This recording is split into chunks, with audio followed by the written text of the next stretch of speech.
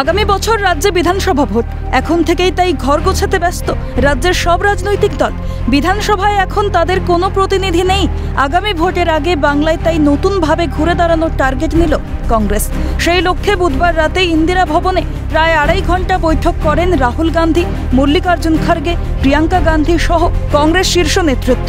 বৈঠকে ছিলেন প্রদেশ কংগ্রেস সভাপতি, রাজ্যের পর্যবেক্ষক সহ প্রদেশ কংগ্রেসের নেতারা। রাজ্যে কংগ্রেসকে কিভাবে আরও শক্তিশালী করে তুলতে হবে বৈঠকে সেই বার্তা দেওয়া হয়েছে বলে জানালেন প্রদেশ কংগ্রেস সভাপতি। সেখানে খার্গেজি, প্রিয়াঙ্কাজি, এর আগে আমরা আমাদের ডিমান্ড দিয়েছিলাম প্রদেশ কংগ্রেস দপ্তরে 1 তারিখে, সেখানেও গুরুত্বপূর্ণ নেতাদের মিটিং ছিল। রাস্তায় নেমে মানুষের স্বার্থে যারা অবহেলিত, যারা নিপীড়িত, যাদের উপরে অত্যাচার হচ্ছে, সেই সমস্ত মানুষের প্রতিনিধিত্ব করবে কংগ্রেস। এবং সেই প্রতিনিধিত্বটা শুধু হিন্দু মুসলমানের মধ্যে সীমাবদ্ধ থাকবে না, সেটা বাংলার সাধারণ যত মানুষ আছেন সেই সাধারণ মানুষের যে আলাদা সমস্যা, সেই সমস্যাগুলোর সঙ্গে থাকলে আলাদাভাবে কংগ্রেস সেইগুলোকে আইডেন্টিফাই করে বাংলার উন্নয়নের স্বার্থে কথা বলবে। শুধু নির্বাচনকে সামনে রেখে কংগ্রেস কোনোদিন কোনো কাজ করে না, কংগ্রেস মানুষের স্বার্থে কাজ করে।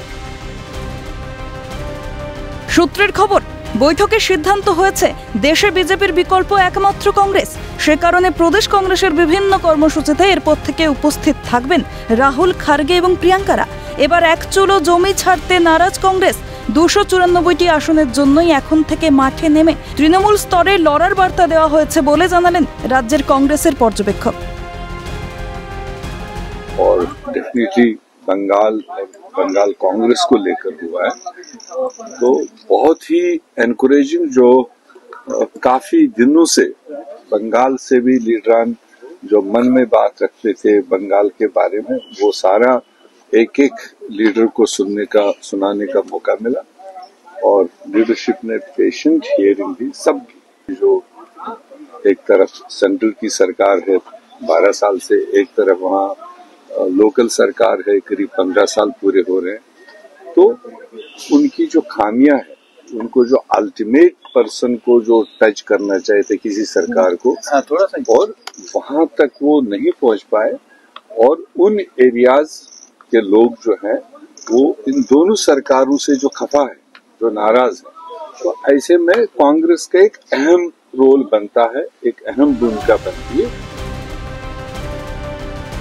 আপাতত একলা চলার পথে হাঁটলেও এখনই সমঝোতার দরজা বন্ধ করতে চায় না কংগ্রেস হাইকমান্ড বলেই সূত্রের খবর। আগামী ভোটে এই বৈঠকের প্রভাব কতটা পড়বে তা জানতে অপেক্ষা এখনো 1 বছর। দিল্লি থেকে ইন্দ্রাণী দাশগুপ্তের রিপোর্ট, ক্যালকাটা নিউজ।